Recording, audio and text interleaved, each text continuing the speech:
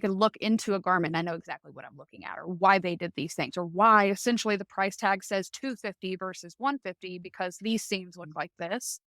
So getting that kind of base knowledge was really important for me. But once I learned that merchandising world of fashion, I was able to go and I got my master's at SCAD. And one of the things that we couldn't do at SCAD is use a serger for any kind of wovens. We had to be innovative with the way that we finished garments because essentially in manufacturing, there's nothing wrong with a serge seam if you're mass producing. But what they wanted us to do is, hey, explore all these different other ways that you can finish a garment because we know once you leave here, you're going to be serging the seams. Your factories are going to be serging the seams. Just try to embrace couture ways of doing seams or necklines or facings, linings. They wanted us to really push that, which helped me explore different ways of construction and fashion construction. I think I really was drawn to things that made it equally beautiful on the inside as it was on the outside. So really beautiful linings, even like printed linings on a solid garment. Like it's just something for the wearer to have. It's like kind of a surprise.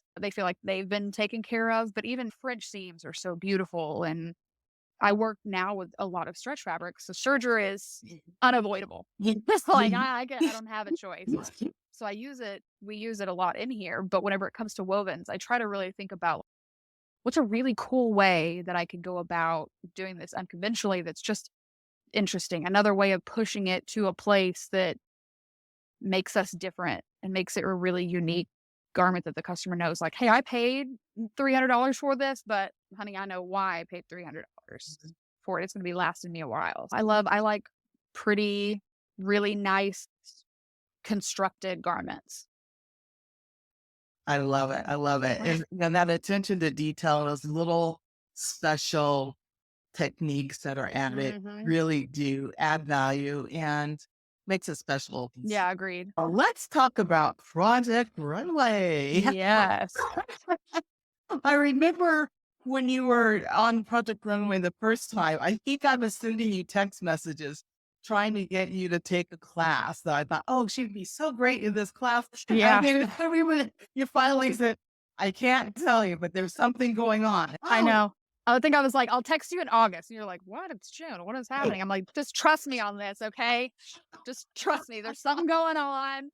And if I can say the smallest things, I know Dr. Sanders would be like, I know what's happening. I yeah, know." I got the clue. I got the clue. I Yeah. was so It's just thrilled. So Project Runway is a dream for many designers. And can you share a bit about your experience on the show and how it has impacted your career?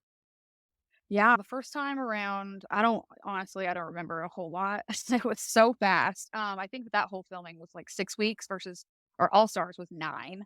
So it was very fast the first time around, but also I got cut right before the finale. So that was like, I did all the challenges and I really trusted that I was going to go on to the finale. And so that was heartbreaking, but also it left me really hungry. I was like, that's not going to define me. I got this. And I ended up, I feel like being one of the ones on my season that just really ran with my aesthetic and trying to refining like who my customer is and what my business looks like and what I can do for this industry that nobody else is doing. So the first time it got me buttered up and ready for round two, which I just finished. And part of All Stars, it was hard to watch, but I went in and I knew that the minute I walked into that workroom, whether there were going to be people in there whenever I got there, or if there was going to be people walking into me, that every single one of them was going to be a pretty heavy hitter because I watched this show for 17 seasons before I was on it. I knew everybody that came through that door or that was already in that workroom. And so I knew I would be like starstruck, but also these people have been through this before. They've done it. They've either made it to the finale or they got really close to winning and they're going to all be back for the same thing that I was, which was what I didn't get the first time. So it was very intimidating, and I knew the only way that I was gonna get through All Stars is to mind my own business and not look around, like, literally just ignore what everybody else is doing and just do my thing because I didn't wanna get too worked up with comparing my work and my craft with any of the other designers. But also, I do different things. I do a completely different thing, like active wear, that nobody else in the competition was doing. So it was really impossible for me to look around and try to think, oh, I'm not doing enough because had I changed any design that I came out with, the judges would have been like, why in the world did you make this? This is not you. And so I had to keep remembering that. Like, they're keeping me here because of what I do and what I'm contributing. So I can't steer far from that. But it's just brought a lot of exposure to the brand. It's That's why I did it the second time, because the first time it did a lot, put eyes on my business and everything that I had been working on, which this industry is so competitive for designers. So you have to find a way to give yourself a platform and then give yourself a voice, but also a voice that hasn't been heard yet. Yeah. Like, congratulations on Thank you.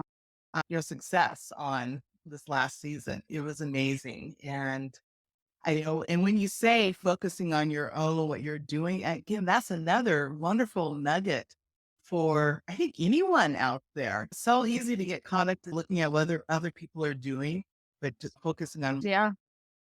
what you're doing. That's Yeah. Just worry about yourself. good.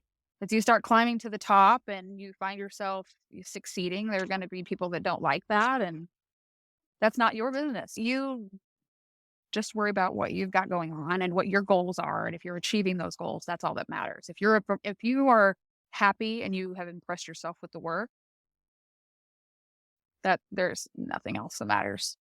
Such an important message. Such an Yes. important message.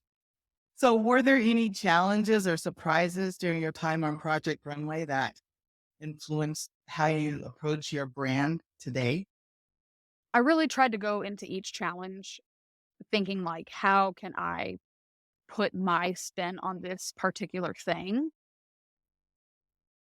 For example, there was the undergarment challenge, the couture undergarment challenge, which with stretch fabrics, it's very hard to do any type of like really couture construction because essentially it's a stretchy fabric. You are limited to things like cover stitch, flat lock, and serger. And that's about it. So I just really had to think about like, how can I make what I do couture? I could add like a woven overgarment to something that's already stretchy. Thinking about like those French seams and really refined ways of construction that I could apply to some of the garments that I was making.